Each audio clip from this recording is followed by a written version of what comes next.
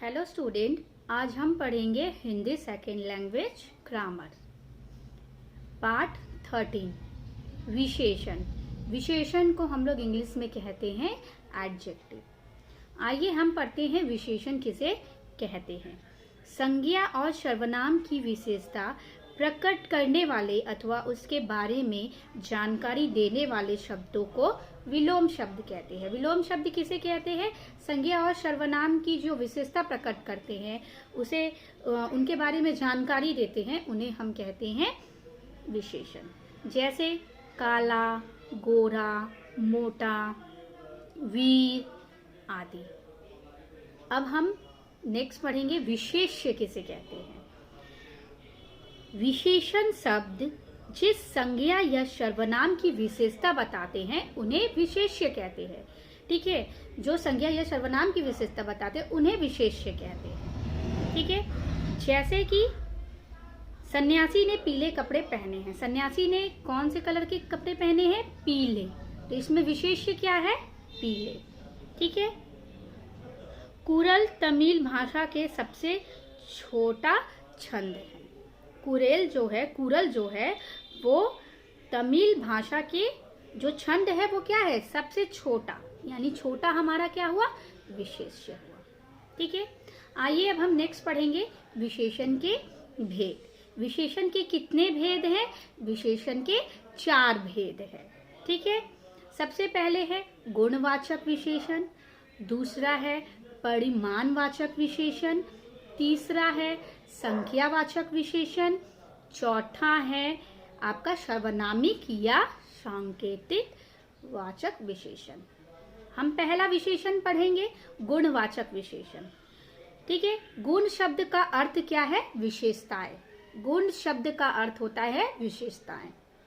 अब डेफिनेशन पढ़ते हैं। वे शब्द जो संज्ञा या सर्वनाम के रूप, रंग, गुण, दोष, आकार, प्रकार, अवस्था, दिशा, काल, स्वाद आदि का बोध कराता हो, उन्हें हम गुणवाचक विशेषण कहते हैं। ठीक है, गुणवाचक विशेषण किसे कहते हैं? वे शब्द जो संज्ञा सर्वनाम का क्या बता रहा है कि उसके अंदर कैसा गुण है, कैसा आकार है, कैसा प्रकार है, कैसा दिशा है, कैसी अवस्था है, इन सबको हम लोग गुणवाचक विशेषण कहते हैं। जैसे विजय शरारती लड़का है। विजय कैसा लड़का है? शरारती। तो शरारती हमारा क्या हो गया? गुणवाचक विशेषण। ठीक है, हिमालय सबसे ऊंचा पर्वत है। हिमालय क्या है? सबसे ऊंचा। तो ऊंचा हमारा क्या हो गया? गुणवाचक। ठीक है, समझ आया? तो ये सब जो है हमारा, जैसे अमन बहुत अच्छा लड़का है। ठीक है, अच्छा हमारा क्या हो गया? गुणवाचक। तो वो हमारा गुण दोष में आ जाएगा। तो इसी तरह गुण कैसा है, उसके अंदर आकार कैसा है, इन सबको हम लोग गुणवाचक विशेषण कहते हैं। अब हम लोग नेक्स्ट पढ़ेंगे जो है संख्यावाचक विशेषण। संख्यावाचक का अर्थ क्या है? संख्या का अर्थ क्या है? गिनती। ठीक है, संख्यावाचक विशेषण किसे कहते हैं? वे शब्द जो संज्ञा या सर्वनाम की निश्चित अथवा अनिश्चित संख्या का बोध कराता हो, उन्हें संख्यावाचक विशेषण कहते हैं। मतलब निश्चित और अनिश्चित का मतलब, निश्चित मतलब ये होता है जो नंबर दे दिया जाए। ठीक है, कि बता दिया जाए कि 2 लड़के, 4 लड़के, और अनिश्चित में कोई नंबर नहीं होता है, जैसे कि कई, कुछ। ठीक है, अब इसी तरह संख्यावाचक विशेषण को 2 भागों में बांटा गया है। सबसे पहला है निश्चित संख्यावाचक विशेषण, और दूसरा है अनिश्चित संख्यावाचक विशेषण। तो निश्चित संख्यावाचक विशेषण किसे कहते हैं? ये विशेषण शब्द संज्ञा या सर्वनाम की निश्चित संख्या का बोध कराता हो। मतलब नंबर आप लोग को दे दिया गया हो, 1, 2, दुगना, चौगुना। ठीक है, जैसे एक लड़का पढ़ रहा है। कितना लड़का पढ़ रहा है? 1। तो 1 हमारा क्या हो गया? निश्चित संख्यावाचक विशेषण। ठीक है, नेक्स्ट है 2 अध्यापक कॉपियां जांच रहे हैं। कितने अध्यापक कॉपियां जांच रहे हैं? 2, यहाँ पे बता दिया गया है। ठीक है, नेक्स्ट अनिश्चित संख्यावाचक विशेषण किसे कहते हैं? ये विशेषण शब्द संज्ञा या सर्वनाम की किसी निश्चित संख्या का बोध नहीं कराते हैं। उसमें नंबर गिनती नहीं दिया हुआ रहता है। जैसे कुछ लड़के खेल रहे हैं, कुछ। ठीक है, नेक्स्ट प्रार्थना सभा में कई अध्यापक उपस्थित है। प्रार्थना हो रही है, वहां पे कई अध्यापक उपस्थित है, लेकिन बताए नहीं गए हैं उसमें कितने अध्यापक हैं। ठीक है, ये हमारा हो गया अनिश्चित संख्यावाचक विशेषण। अब हमारा थर्ड है परिमाणवाचक विशेषण।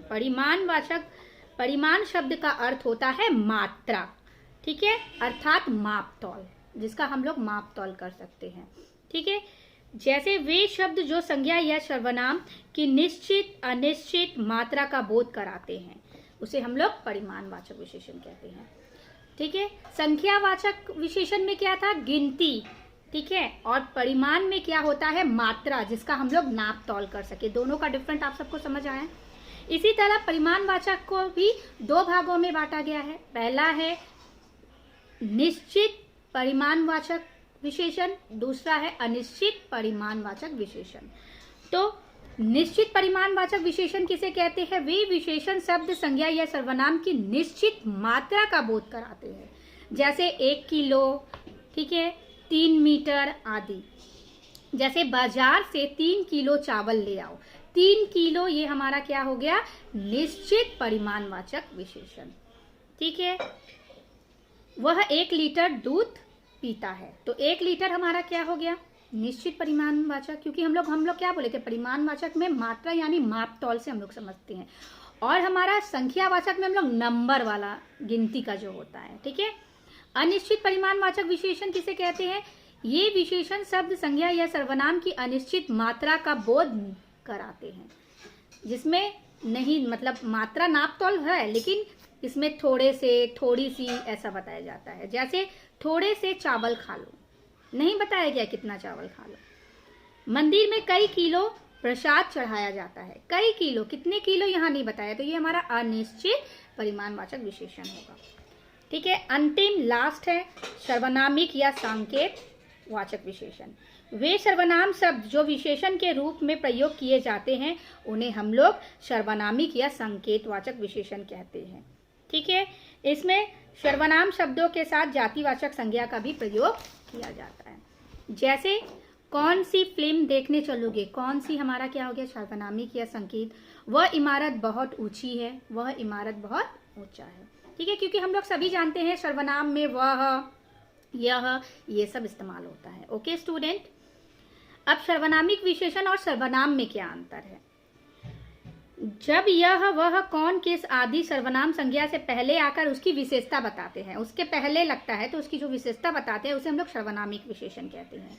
जब यह, वह, कौन, किस आदि सर्वनाम शब्द का प्रयोग संज्ञा के स्थान पर लगते हैं, जो जिस जगह संज्ञा शब्द का स्थान होता है वहां लगते हैं, तो उसे हम लोग सर्वनाम कहते हैं।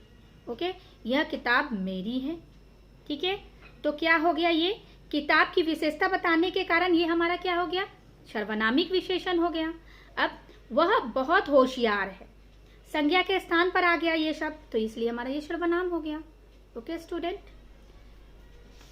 ये चैप्टर आप लोग यहीं तक पढ़ेंगे, और आगे का जो एक्सरसाइज है मैं आप लोग को वो नेक्स्ट वीडियो में अपलोड कर दूंगी। Okay student, thank you.